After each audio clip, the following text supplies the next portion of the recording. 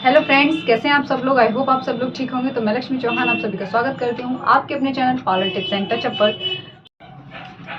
आपको किस तरीके से अपनी जो डायरी है, पार्लर की जो डायरी है वो किस तरीके से बनानी है, किस तरीके से आपको उसमें प्री ब्राइडल का, ब्राइडल का, पूरा पैकेज का, और किस तरीके से आपको उसमें लिखना है कि आपकी ब्राइड किस डेट में है, किस तरीके से आपको उसका नंबर, उसका एड्रेस पूरा नोट करना है। तो वो सब कुछ मैं आज आपको बताने वाली हूँ। बहुत छोटा सा वीडियो है, एंड तक ज़रूर देखिएगा, आपके लिए काफ़ी यूज़फुल रहेगा और एक पार्लर के लिए आपको काफ़ी हेल्पफुल भी रहेगा, ताकि आप लोग सही तरीके से अपना काम एक रिदम में चलाते जाएं। तो उस चीज़ के लिए बहुत अच्छा है। सो मैं किस तरीके से अपना डायरी बना के रखती हूँ वो भी मैं आपको दिखाऊंगी। तो और वीडियो स्टार्ट करने से पहले आपको चैनल को करना है सब्सक्राइब, वीडियो को करना है लाइक और कमेंट करके ज़रूर बताइएगा कि आपको वीडियो कैसा लगा। सो चलिए स्टार्ट करते हैं। मैं 2 डायरी बनाती हूँ मोस्टली। मैंने बनाई थी स्टार्टिंग से 2। तो एक मैंने इस तरीके की नोटबुक भी बनाई थी और एक मैं इस तरीके की डायरी एक छोटी सी बनाई, क्योंकि जब अपना काम छोटा होता है तो अपन को छोटी डायरी में काम हो जाता है। जब बड़ा काम होता है तो बड़ी डायरी भी शायद कम पड़ती होगी। वो मुझे अभी एक्सपीरियंस हुआ नहीं है, होगा तो मैं आपको ज़रूर बताऊँगी। पहले मैं आपको इस डायरी के बारे में बता देती हूँ। इसमें मैं अपना पूरा जो ब्राइडल का होता है ना, वो सब कुछ इसमें नोट करती हूँ। किस डेट में ब्राइडल है और कितना उसका चार्ज है और कहाँ की है, वो एड्रेस क्या है उसका नंबर क्या है, जो भी कुछ रहता है मैं इसी डायरी में नोट करती हूँ। तो मैं आपको भी इसी तरीके से एक डायरी बना लेनी है छोटी सी। जब भी आपके पास कोई मेकअप या फिर पार्टी मेकअप या कुछ भी मेकअप आ रहा है आपके पास, आपको अपनी डायरी में डेट के साथ में ज़रूर लिखना है। आप ये नहीं कि ठीक है आपको याद रहेगा, याद नहीं रहेगा, या फिर आपने कोई भी ऐसी कवाड़ी सी कॉपी बना के और उसमें लिख लो और फिर सोचो कि चलो ठीक है बाद में क्या करेंगे। वो आपको हमेशा याद रहेगा कि हमने स्टार्टिंग में ये मेकअप किए थे और सबसे स्टार्टिंग में हमारे पास ये लोग काम के लिए आए थे। तो बस मैंने भी इसी तरीके से बनाई हुई है। तो मैं दिखाती हूँ आपको उसमें क्या है। स्टार्टिंग में एक खाली पेज है और इस पर मैंने कुछ अभी लिखा नहीं है, बट मैंने स्टार्टिंग में ना इस पर इत्र से इस पर स्ट्रीम लिखा था। तो अब वो दिखता नहीं है, मतलब ये है, पर मैंने इस पर स्ट्रीम लिखा था। मैंने यहाँ पर लिखा है मेकअप बुकिंग। आपको दिखाती हूँ, देखिए आपको दिख रहा होगा मेकअप बुकिंग फर्स्ट सीज़न। जब मैंने पहली बार अपना पार्लर ओपन किया था तो पहले सीज़न का मैंने इसमें लिखा था अपना पूरा। तो फर्स्ट बुकिंग फर्स्ट सीज़न लिखा है। और मेरी पहली जो कस्टमर थी वो, हाँ अब सही से दिख रहा है ना, मेरी जो पहली कस्टमर थी ना वो थी उपासना मैनपुरी, मतलब यहीं की थी, और पार्टी मेकअप करवाया था उन्होंने और मैंने उनसे 800 रुपये लिए थे। ठीक है ना। इनकी डेट शायद मैंने इसमें लिखी नहीं है, या फिर हो सकता है किसी तरीके से रह गई हो, या हो सकता है इन्होंने अर्जेंट मेकअप करवाया हो इसीलिए। तो इन्होंने अर्जेंट मेकअप ही करवाया होगा, इसीलिए इसमें पहले से डेट नहीं नोट की गई है। बट मैंने फिर भी लिख लिया था कि ये यहाँ की, उनका नंबर भी नहीं लिख पाया था मैंने। उसके बाद सेकंड मेकअप रोशनी मैनपुरी, 2 पार्टी मेकअप करवाए थे इन्होंने 1400 रुपये के, और ये 2/22 में करवाए थे। इस तरीके से लिखा है मैंने। ये ज्योति नगला सिसिया करके है, इन्होंने ब्राइडल करवाया था। इन्होंने भी पार्टी मेकअप भी करवाया था, इनका नंबर भी लिखा है। और ये 24/4/22 का था, मतलब 22 का है। 1700 रुपये मेकअप का है, 200 इन्होंने पे किया था और 1500 रुपये इनका बाकी बचा था। तो वो फिर उसके बाद मैं क्रॉस का निशान लगा लेती हूँ जब पूरा पेमेंट हो जाता है तब। फिर यहाँ पर बबीता है, एक नगला दधी करके कोई एड्रेस, मतलब मैंने गांव का नाम लिख लेती हूँ जो गांव के होते हैं, नंबर लिख लिया है मैंने। और इनका 2300 रुपये का शायद ब्राइडल मेकअप था, 2300 रुपये में मैंने बुक किया था। सोचिए 2300 रुपये क्या होता है, कुछ भी नहीं होता। लेकिन स्टार्टिंग में बस आपको कस्टमर नहीं जाने देना, आपको अपना काम निखारना है, आपको अपना काम लोगों तक पहुँचाना है कि हम मेकअप इस तरीके से करते हैं। भले आपका सिर्फ मेकअप का पैसा निकले और आपको कोई प्रॉफिट ना मिले, आपकी मेहनत ऐसे ही चली जाए, लेकिन फिर भी आपको अपना काम बेस्ट करके देना है ताकि लोग आपको जाने, आपके पास बार बार आए कि हाँ उन्होंने मेकअप अच्छा किया था, और वो एक आध बुकिंग और लेके आते हैं इस तरीके से। तो वो तो मैंने यहाँ पे इसी तरीके से लिखे हुए हैं। रूबी नवादा कुछ ब्राइडल मेकअप है, मतलब इनका नंबर भी लिखा है मैंने। इनका जो अमाउंट पूरा टोटल 5,000 का था, 1,000 रुपये पे हुआ है, 4,000 बाकी। और इनका जो प्री ब्राइडल भी इसमें दिया है मैंने, सोचिए मैंने 5,000 में प्री ब्राइडल भी दिया है।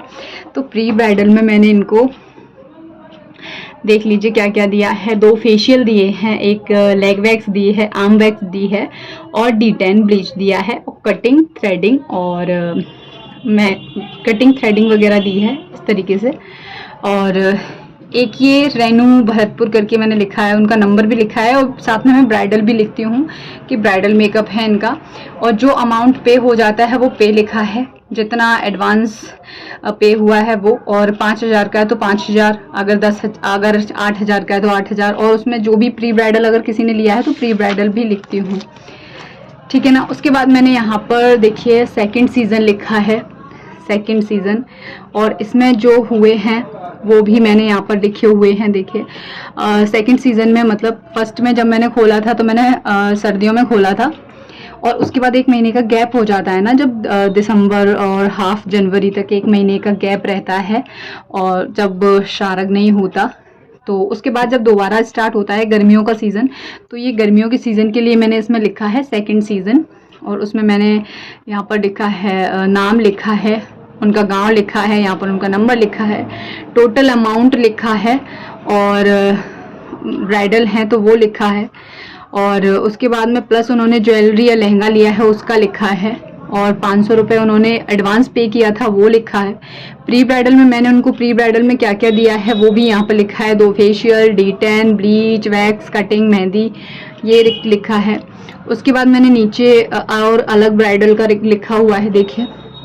तो मैं इसी तरीके से डेट और एडवांस और सब कुछ, और फिर उसके नीचे प्री ब्राइडल अगर लिया है उन्होंने तो प्री ब्राइडल करके, और फिर मैं जो भी प्री ब्राइडल में दे रही हूँ उनको वो सब कुछ, और जितना भी उन्होंने अमाउंट पे किया है एडवांस में वो सब कुछ लिख देती हूँ।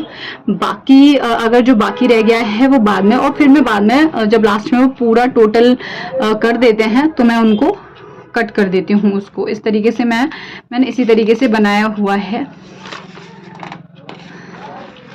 तो अब यहाँ पर देखिए अभी इस सीज़न का ब्राइड मैं नहीं ले पा रही हूँ, मैंने आपको पहले ही बताया था, क्योंकि मैंने इस बार अभी जो गर्मियों की ब्राइड है ना, मई जून जुलाई की जो सारग है वो मैंने ब्राइड नहीं ली है, बस मैंने एक ही ब्राइड लिया है यहाँ पर इस सीज़न में। और इस सीज़न का ब्राइड मैंने सिर्फ प्रिया एक लिया है, प्रिया नाम से, उनका नंबर लिखा है, ब्राइडल मेकअप है, और उनसे मैंने कुछ ज़्यादा सिर्फ 5,000 रुपये का है, और वो प्री ब्राइडल का वो अपना अलग से पे करेंगी, तो उन्होंने प्री ब्राइडल का बोला है। तो 29 तारीख का उनका प्री ब्राइडल है, और फेशियल है उसमें, और ब्लीच उन्होंने लिया है, फेशियल ब्लीच है।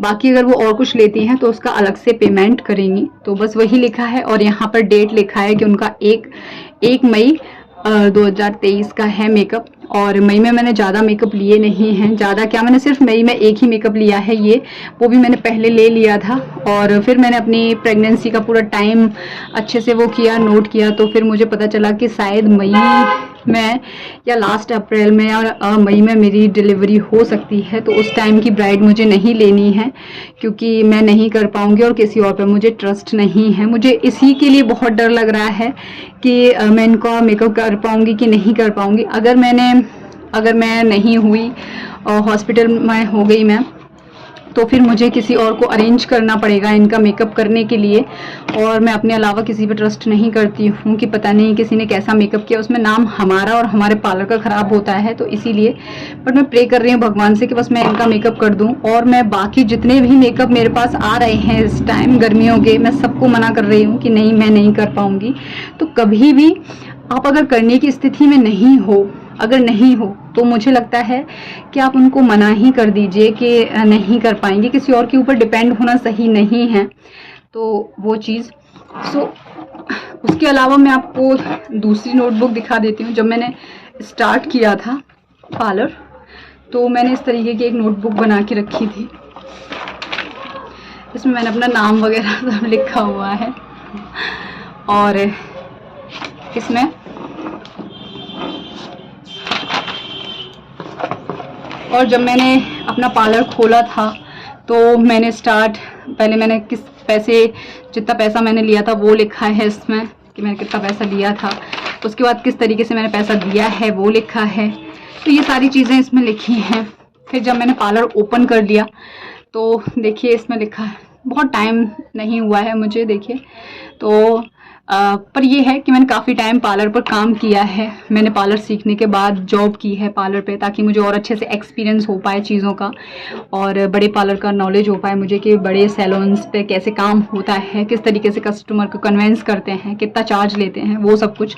तो मुझे लगता है कि अगर आपने पार्लर सीखा है तो आपको कुछ टाइम के लिए जॉब ज़रूर करनी चाहिए। मैं बिल्कुल आपको सजेस्ट करूँगी कि आपको जॉब करना चाहिए। उससे आपका हाथ भी सेट होगा, आपको एक पैसे कमाने का तरीका भी आएगा, आपको किस तरीके से कस्टमर को कन्वेंस करना है वो भी आपको सीखने को मिलेगा। काफ़ी कुछ आपको बड़े सैलून से सीखने के लिए मिलता है। सो प्लीज़ आप ज़रूर कोशिश कीजिएगा कि अगर आप जॉब कर सकते हो ना तो करके ज़रूर देखना।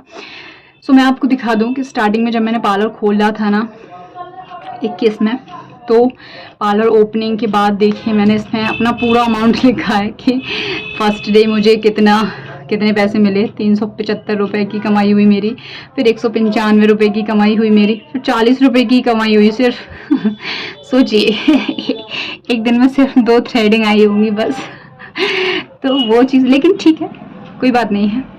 उसके बाद में फिर धीरे धीरे करके फिर मैंने और लिखना स्टार्ट किया। शुरू में फिर मैं कुछ टाइम के लिए मैंने गैप कर दिया क्योंकि कुछ नहीं आ रहा था तो बुरा लगता है ना, तो इसीलिए फिर मैंने लिखना स्टार्ट किया मंथली, कि मंथली किस तरीके से। तो मैंने 20 तारीख से लेके और 20 तारीख तक इस तरीके से लिखना स्टार्ट किया। तो 20 से लेके और नेक्स्ट 20 तक एक महीने में 2800 रुपये का हुआ पूरा टोटल। और फिर नेक्स्ट मंथ जो है क्या कहते हैं 8,500 रुपये समझ लीजिए, 8,600 रुपये का हुआ। उसके बाद 800 रुपये का ही हुआ, उसके बाद 1,000 रुपये का हुआ, फिर 2,750 रुपये का हुआ, फिर 3,000 रुपये का समथिंग हुआ, फिर 11,000 का हुआ, फिर 13,000 का हुआ, है ना। फिर उसके बाद फिर 2,000 का हुआ, फिर 3,000 का, फिर 3,000 का ना, फिर 3,500 का, फिर 5,000 का। तो इसी तरीके से अभी भी चल रहा है। अब मैंने लिखना थोड़ा बंद कर दिया है क्योंकि मैं खुद परेशान रहती हूँ, थोड़ा सा बिज़ी भी रहती हूँ और बच्चा भी है, साथ में प्रेग्नेंट हूँ, तो मुझे काफ़ी कुछ चीज़ें मैनेज करनी पड़ती हैं। बट अभी भी लगभग इतना ही समझ लीजिए 5,000, 8,000, 10,000, 11,000, 20,000 इस तरीके से ही चलता रह रहा है। तो और मैंने यहाँ साइड में देखिए इस तरीके से, यहाँ एक साइड में मैंने अपना खर्चा भी लिखा है कि स्टार्टिंग में मैंने कहाँ कहाँ खर्चा किया। तो 350 रुपये की मैंने कोई ज्वेलरी परचेज़ की होगी पार्लर के लिए, 600 रुपये का मैंने कोई वैक्स का डब्बा परचेज़ किया है, 570 का मैंने दूसरा हीटर ख़रीदा था, वो 2,000 रुपये मैंने किसी और शादी का सामान जो ख़रीदा होगा ब्राइडल के लिए वो लिया है। अपने पार्लर की अमाउंट में से मैंने किसी को 2,500 रुपये दिए हैं, वो भी लिखे हैं। 1,200 रुपये की कोई ज्वेलरी, वो 1,300 रुपये का आई शेडो पैलेट लिया है। बैनर बनवाए, उसका बैनर फट गया था तो मैंने बैनर बनवाए क्योंकि यहाँ पे बंदर बहुत हैं, गाय बहुत हैं। तो और जो बाहर बैनर मेरा लगा रहता है ना, बहुत बार ना लोग उसको टक्कर मार देते हैं तो वो भी ख़राब हो जाता है। फिर वो 800, 900, 1,000 रुपये में बनता है तो वो भी बनवाना पड़ता है, फिर वो भी सब कुछ। तो जो भी पार्लर का खर्चा होता है मेरा, मैं एक साइड लिखती जाती हूँ और जितना भी चलता है वो सब कुछ। चेयर का देखिए लिखा है 7,500 रुपये चेयर का लिखा है, 3,000 का सामान लिखा है, फिर 3,000 का सामान लिखा है, फिर 6,000 का सामान लिखा है। इस तरीके से मैं अपना पूरा नोट करके रखती हूँ। तो जब भी आप स्टार्टिंग में आपने पार्लर खोला है तो फिर आप इस तरीके की कोई भी डायरी बना लीजिए। इस तरीके की आपको डायरी बना लेनी है और फिर उस डायरी में आपको अपना सब कुछ नोट कर लेना है। तो जो भी आपका खर्चा हो रहा है,